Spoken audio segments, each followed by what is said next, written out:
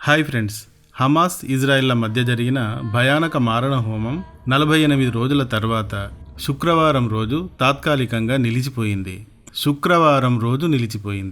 మనందరికీ తెలుసు కదా, శుక్రవారం ముస్లింలకు పవిత్ర దినం. ఈ రోజు మసీదుల్లో జుమ్మా ప్రార్థనలు జరుపుతారు. ఖతార్ హమాస్ ఇజ్రాయెళ్ల మధ్య యుద్ధ విరమణ కొరకు చర్చలు జరుపుతోంది. ఈజిప్టు కూడా ఈ విషయంగా తన వంతు పాత్రను తాను యుఎస్ ప్రోత్సాహంతో చేస్తోంది. ఈజిప్టు, ఖతార్, గాజా ఈ 3 ప్రాంతాలు ఇస్లామిక్ ప్రాంతాలే. కాబట్టి ఈ విధంగా వీరు శుక్రవారాన్ని ఎందుకు డిసైడ్ చేశారా, లేక ఇది కోయిన్సిడెంటా తెలియదు. కానీ శుక్రవారం 4 రోజులకు గాను సంధి ఒప్పందం కుదిరింది.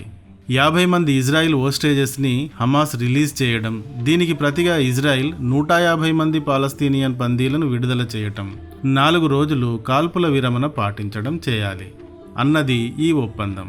హమాస్ విడుదల చేసే ఈ 50 మందిలో అంతా మహిళలు, పిల్లలు మాత్రమే ఉంటారు. హమాస్ అక్టోబర్ 7వ తేదీ రోజు ఇజ్రాయిల్పై చేసిన దాడి ఎంత పైశాచికమైందో ప్రపంచం అంతా చూసింది, అర్థం చేసుకుంది. ఇజ్రాయెల్ డిఫెన్స్ మినిస్టర్ వీరిని మానవ మృగాలు అన్నాడు, ఎందుకంటే వారు ఆ రోజు చేసిన దాడి అలాంటిది కాబట్టి. కానీ హమాస్ అంత వికృతమైన దాడికి పాల్పడిన తర్వాత ప్రపంచం దృష్టికి మాత్రం తాము హీరోలం అని తెలుపుకునేందుకు ఎత్తులు వేసి ప్రదర్శనలు చేస్తోంది. ఎలా అంటే, అక్టోబర్ 13వ తేదీన బందీలుగా ఉన్న పిల్లలపై ఎంతో దయ చూపుతున్నట్టు, పిల్లల వీపులపై తడుతున్నట్టు, వారికి ప్రేమతో నీరు తాగిస్తున్నట్టు, పిల్లలను ట్రోల్స్లో ఉంచి అటు ఇటు తోస్తూ ఆడించినట్టు వీడియో షూట్ చేసి రిలీజ్ చేశారు. చూడండి మేము ఎంత దయగలవారమో అన్నట్టు. తల్లిదండ్రులను చంపి లేదా వారి నుండి బలవంతంగా వేరు చేసి తీసుకువెళ్ళి ఎక్కడో సొరంగాలలో నిర్బంధించి తర్వాత మేము వీరిని హీరోలలాగా ఎంత చక్కగా, శ్రద్ధగా, ప్రేమగా చూసుకుంటున్నామో తెలుసా అని చూపిస్తే ఇక దీనిని ఏమనాలో మీ భాషల్లో మీరే అనుకోవాల్సిందే. అలాగే ఈ రాక్షసుల చెర నుండి రిలీజ్ అయిన ఇజ్రాయిలీ హోస్టేజెస్ కూడా తాము ఏ విధంగా లాక్కెళ్లబడ్డారు, ఏ విధంగా గడిపారు, 48 రోజుల ఆ నరకం ఎలా ఉంది అనే విషయం వెంటనే ఎక్కడా ఎక్కువగా నోరు జారలేదు. ఇంకా అర్థం చేసుకోలేని వయస్సు పిల్లలు తప్ప మిగతా బందీలు అంతా 48 రోజులు ఎంత భయంకరమైన మానసిక క్షోభను అనుభవించారో వారికే తెలుసు. ఎందుకంటే తాము ప్రాణాలతో బయటపడతారో లేదో అనేది ఆ క్షణం దాకా వారికి తెలియదు కాబట్టి. ఇక బయటకు వస్తే తమ వారు ఉన్నారో, హమాస్ దాడిలో పోయారో కూడా వారికి తెలియదు. ఇలాంటి ఘర్షణ వారిని ప్రతిక్షణం వణికించి ఉంటుంది. విడుదలైన వారి గాయాలకు చికిత్సను అందించిన డాక్టర్స్ కూడా వీరంతా సాధారణ స్థితిలోనే ఉన్నారు అని చెప్పారు. ఇలా కాకుండా విడుదలైన బందీలు హమాస్ టెర్రరిస్టులను నిందిస్తూ వారు రాక్షసులని, రక్త పిశాచులని, మమ్మల్ని ఎంతగానో బాధ పెట్టారు అని బయటకు చెప్తే అది హమాస్ వద్ద ఇప్పటికీ బందీలుగా ఉన్న వారికి ప్రమాదకరం అవుతుంది. వారు దీనికి రివెంజ్గా తమ వద్ద ఉన్న బందీలను హింసించేందుకు తెగబడతారు.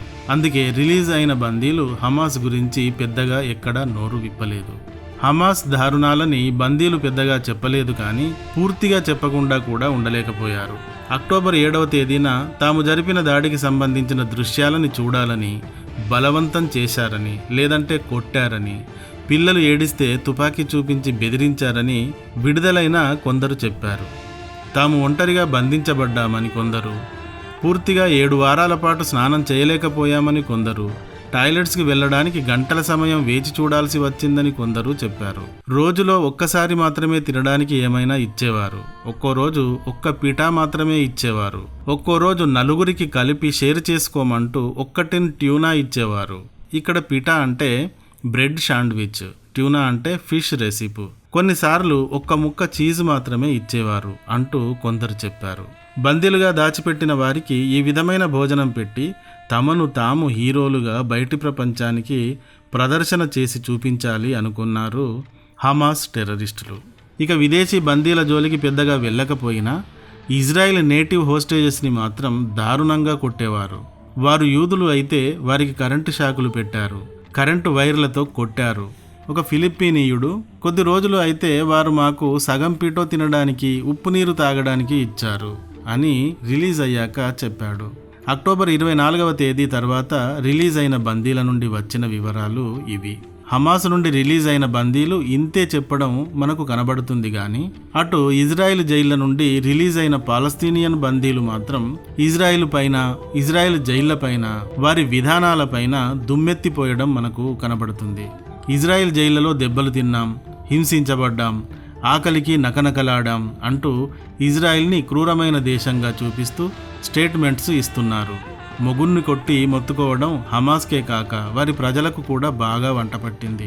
అక్టోబర్ 7వ తేదీ రోజు ఇజ్రాయెల్పై దాడి చేయడం, 240 మందిని బందీలుగా పట్టుకెళ్లడం జరిగాక ఇజ్రాయెల్ గాజాపై యుద్ధం ప్రకటించి గాజాని, ముఖ్యంగా నార్త్ గాజాని శ్మశానం చేసింది. ఇలాగే కంటిన్యూ అయితే ఇక మిగిలేదేమీ ఉండదు అని బందీల విడుదల పేరుతో యుద్ధ విరమణ అంటూ మోకాలి దండేసింది హమాస్.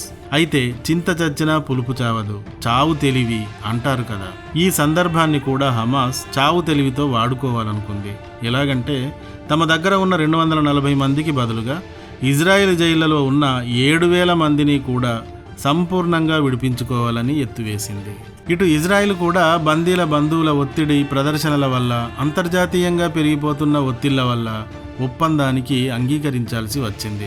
24వ తేదీన హమాస్ 50 మంది బందీలను విడిచిపెట్టడం, బదులుగా ఇజ్రాయెల్ 150 మంది పాలస్తీనీయులను విడిచిపెట్టడం, 4 రోజులు యుద్ధ విరమణ పాటించడం అనే అంగీకారం కుదిరాక 24వ తేదీన 13 మందిని, 25వ తేదీన 17 మందిని, 26వ తేదీన 14 మందిని, 27వ తేదీన 11 మంది ఇజ్రాయిల్ హోస్టేజెస్ని రిలీజ్ చేసింది హమాస్. ఒప్పందం ప్రకారం 4 రోజులు ముగిశాక మిగిలిన బందీలను కూడా రిలీజ్ చేయడం కోసం మరో 2 రోజులు యుద్ధ విరమణ గురించిన తీవ్రస్థాయి చర్చలు జరిగాయి. ఫలితంగా మరో 2 రోజులు 28, 29 తేదీల్లో కూడా యుద్ధ విరమణ పాటించింది ఇజ్రాయిల్. 28వ తేదీ 10 మందిని, 29వ తేదీన మరో 16 మందిని కూడా విడిచిపెట్టింది. మరికొద్ది రోజులు యుద్ధ విరమణ అవసరం అని చాలా చర్చ జరిగింది. దీని కారణంగా 30వ తేదీన కూడా నరాలు తెగే ఉత్కంఠ మధ్య మరో 8 మంది ఇజ్రాయిలీ బందీలను రిలీజ్ చేసింది హమాస్. దీనికి బదులుగా ఇజ్రాయిల్ 207 మంది పాలస్తీనియన్ బందీలను కూడా రిలీజ్ చేసింది. ఇక్కడితో అధికారికంగా ఒప్పందం ముగిసింది. అయితే ఓవైపు సీజ్ ఫైర్ అగ్రిమెంట్ కంటిన్యూ అవుతూ ఉండగానే మరోవైపు గాజా స్ట్రిప్లో ఇజ్రాయెల్ సైనికులపైకి హమాస్ టెర్రరిస్టులు దాడికి దిగగా ఇజ్రాయెల్ సేనలు వారిని హతమార్చాయి. అలాగే జెనిన్ అను ప్రాంతంలోకి చొరబడిన 4 జిహాదీలను కూడా ఇజ్రాయెల్ కాల్చి చంపింది. అల్ అక్సా బ్రిగేడ్, అల్ ఖుద్స్ బ్రిగేడ్లకు చెందిన జిహాదీలు ఇజ్రాయెల్ దళాలపై ఐఈడీ దాడులకు దిగాయి. ఇలా అటు వెస్ట్ బ్యాంకులోనూ ఇటు గాజాలోనూ జిహాదీలు ఆగడం లేదు. ఏదో ఒక చొరబాటుకి దిగటం, దాడులకు తెగబడడం చేస్తున్నారు. దీంతో హమాస్ని లేకుండా చేస్తాం అని వారు ప్రారంభించిన ఐడిఎఫ్ దక్షిణ గాజాలో ఇంకా ఎవరైనా ఉంటే వెంటనే ఖాళీ చేయండి అంటూ పాంప్లెంట్స్ విసిరింది. ఇప్పటి వరకు హమాస్ తమ మహిళలను, పిల్లలను రిలీజ్ చేసింది. ఇక హమాస్ వద్ద కేవలం పురుషులు మాత్రమే బందీలుగా ఉన్నారు. వారిని హమాస్ వదలటం అంత సులువు కాదు. పైగా ఓవైపు సంధి జరుగుతూ ఉంటేనే గాజా నుండి, వెస్ట్ బ్యాంకు నుండి, లెబనాన్, సిరియాల నుండి దాడులకు దిగుతున్నారు టెర్రరిస్టులు. కాబట్టి 1వ తేదీ ఇజ్రాయెల్ తిరిగి తన వైమానిక దాడులను ప్రారంభించింది. ఖాన్ యూనిస్లోని పెద్ద భవనాన్ని ధ్వంసం చేసింది. ఈ దాడిలో 60 మంది చనిపోయారని, సంధి ముగిసినప్పటి నుండి ఇప్పటి వరకు 100 మంది చనిపోయారని గాజా హెల్త్ మినిస్ట్రీ తెలియజేసింది. ఇవి యుద్ధ విరమణ సమయంలో జరిగిన వివరాలు. ఇప్పుడు మిగిలిన బందీలను విడిపించడం కోసం, హమాస్ని ఏరివేయడం కోసం ఇజ్రాయెల్ మళ్లీ యుద్ధాన్ని పునఃప్రారంభించింది. ఈ యుద్ధం ఎప్పటిదాకా కొనసాగుతుంది? మళ్లీ తట్టుకోలేక మోకాలి దండేసి మిగతా హోస్టేజెస్ రిలీజ్ గురించి యుద్ధ విరమణ కావాలంటుందా హమాస్ అనేది తర్వాతి రోజుల్లో తెలుస్తుంది. ఈ వీడియో కానీ నచ్చితే తప్పకుండా లైక్ చేయండి, షేర్ చేయండి, సబ్స్క్రైబ్ చేయండి. Thank you for watching.